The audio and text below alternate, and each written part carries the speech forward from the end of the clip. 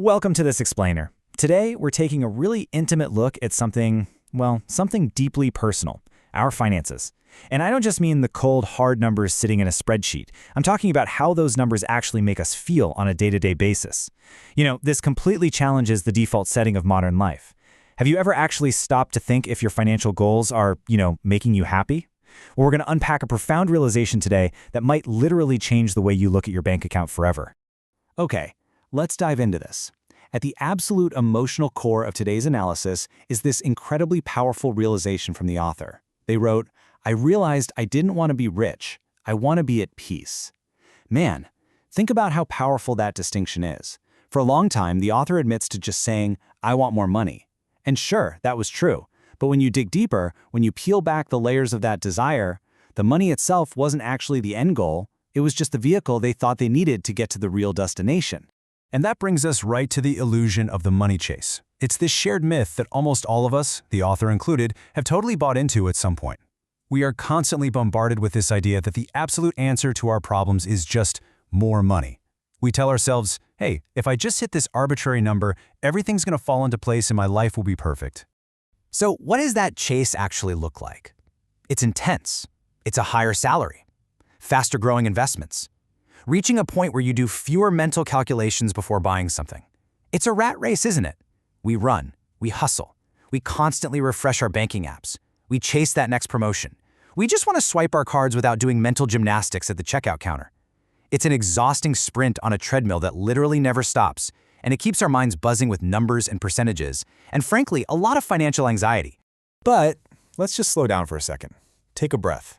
If we strip away all those surface-level desires, the luxury, the expensive cars, the perfect life meticulously curated for social media, what do we actually find underneath all of that? The true objective is peace. It's safety. The author explicitly points out that they didn't actually dream of luxury or flexing online. What we're actually craving, at our very core, is just that feeling of deep, unwavering security. So, what does that peace actually look like in real life? Well, first and foremost, it means sleeping better. It means waking up and going about your day without that silent, lingering stress of the end-of-the-month's bills. Just think about that phantom weight that sits on your chest when you know the invoices are coming due and you aren't exactly sure how the math is going to work out. True peace? That's the complete absence of that midnight dread. And here is a hugely relatable marker of peace. No panic when something breaks. True wealth is knowing that if the washing machine suddenly gives out or the car unexpectedly needs a repair, it's not going to cause a full-blown financial panic attack.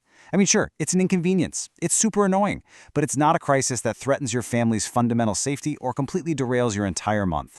It also means taking trips without 2 solid weeks of calculations. The author shares this amazing, highly relatable anecdote about just wanting to freely say yes to a weekend excursion with the kids without needing to run budget scenarios on a spreadsheet for a fortnight beforehand.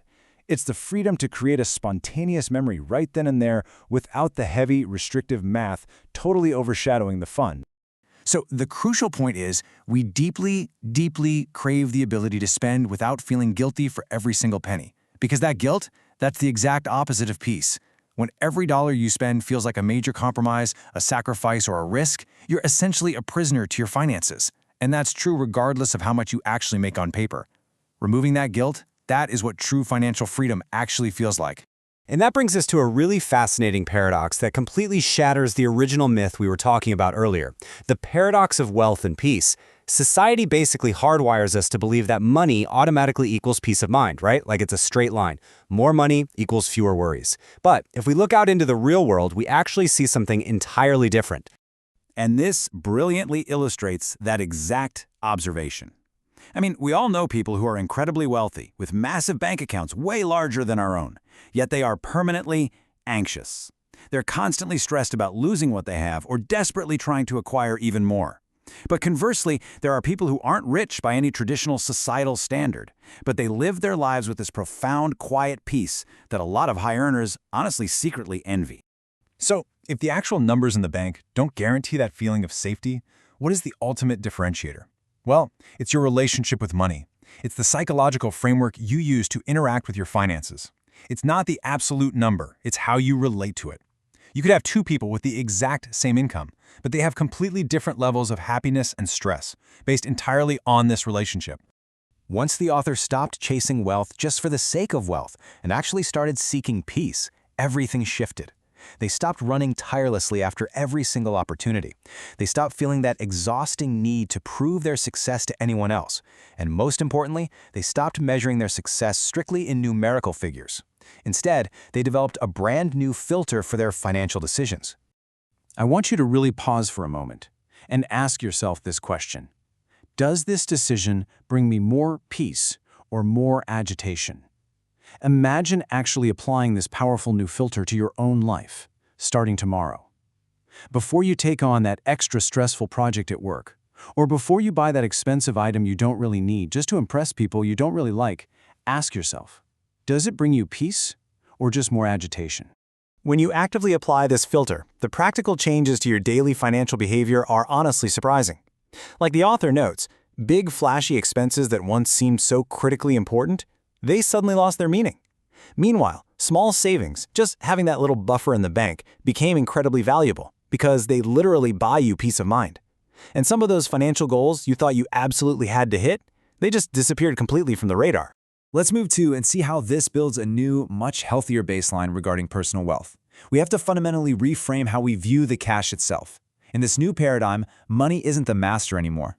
It's not the finish line. It is simply an instrument. It's just a wrench or a hammer in your toolbox.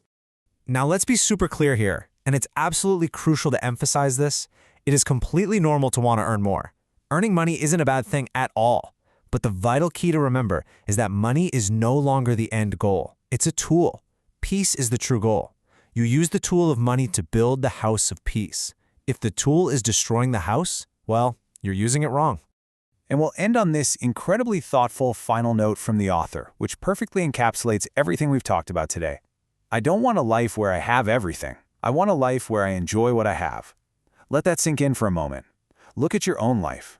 Are you exhausting yourself on the treadmill trying to acquire absolutely everything? Or are you actively building a life where you have the peace to actually enjoy the present moment? What are you truly chasing? Thanks so much for joining me on this explainer, and I'll leave you with that thought to deeply reevaluate your own financial perspective.